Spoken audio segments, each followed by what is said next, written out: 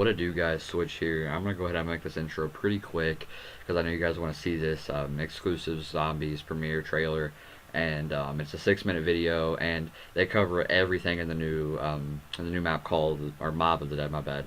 And basically they bring out all new guns. There's the AK-47, there's a new boss, there's a new perk, there's some crazy stuff in this new map, and I'm pretty sure it's going to be one of Treyarch's best maps so far, and it looks really crazy, and I'm pumped for it. Drop a like, don't forget to subscribe. Remember, guys, you saw it first here. New zombie stuff. If you subscribe, doses.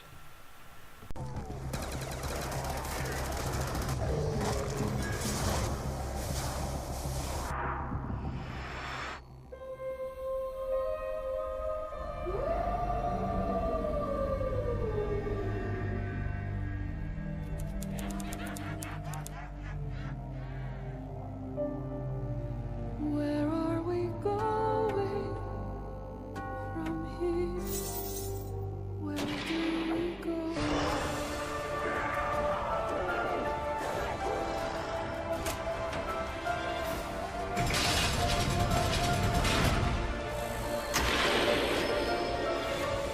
Where are we going from here?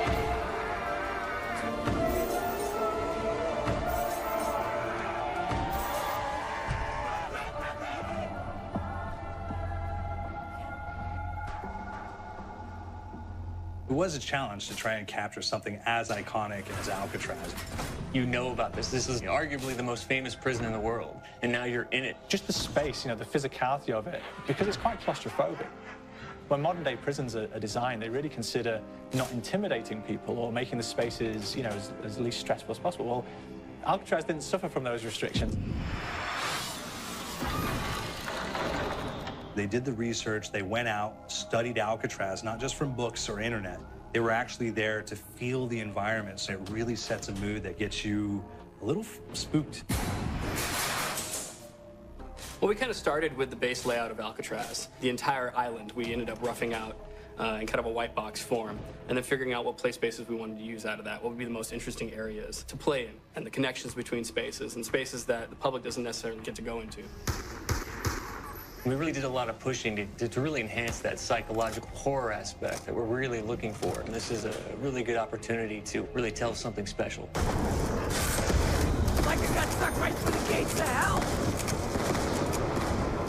This time around, I feel like it's been identified that there are these side missions that you're going to go out and try to accomplish. Al and the rest of the groups put together this escape plan, but the point is to get the parts and assemble this plane so they can get off the island. We did something new for the first time. We have actually contextual music that goes off. So that's a first for Zombies. And it's all based around this horror thriller aspect. Every location will have a specific stinger that you hear when you find it, when you discover it, when you start unraveling the story. We start building on the music that you're hearing, and it's really enhancing that experience and going along with it in parallel.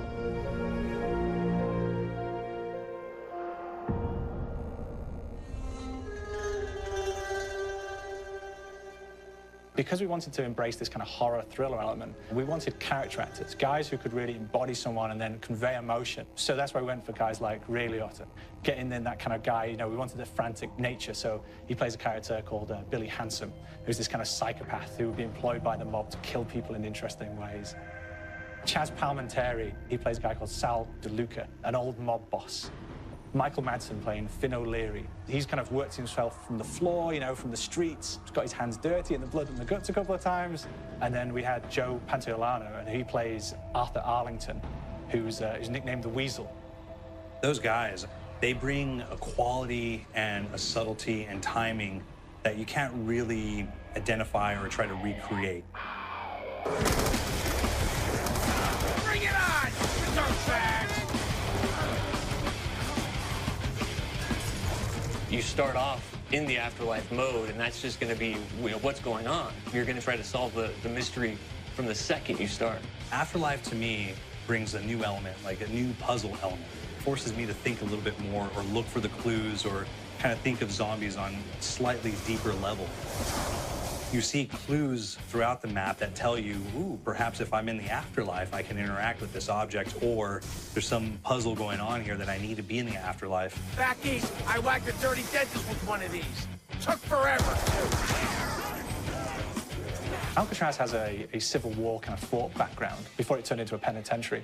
And so we had this kind of backstory, the idea that the warden would have collected Civil War weaponry. And one of them is a blundergat. It's a fictional weapon, but the idea of the combination between a blunderbuss and a Gatling gun. And possibly, there might be a way of upgrading it to a more fantastical weapon that the players may find. You all gotta go sometime. You just went now. There's one main zombie, one big zombie that's going to come through and wreak havoc on your life. He'll lock down the perk machine, he'll close down the box, so you have to pay to get that open again. So you don't want him to interfere with your process. Now's a good time to pick a fight. It's a fun challenge. It keeps things moving forward. In terms of perks, we have a new perk called Electric Cherry. When you reload, it gives a shock around, which scales over time. Who's asking for it, greaseball? There is so much to experience in this map. Every time I play it, there's a new tactic to take, a new experience, a new objective to go for. But there's also this layer of things that we aren't exactly exposing to the players right off the bat and will need to be discovered. Don't let me go.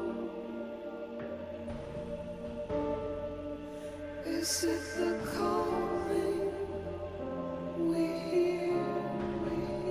We've got the undead in there, we've got these historical elements, and these fantastic actors all seem to be with peace with each other in this kind of same world. So it's magical, and our team is incredibly excited by it.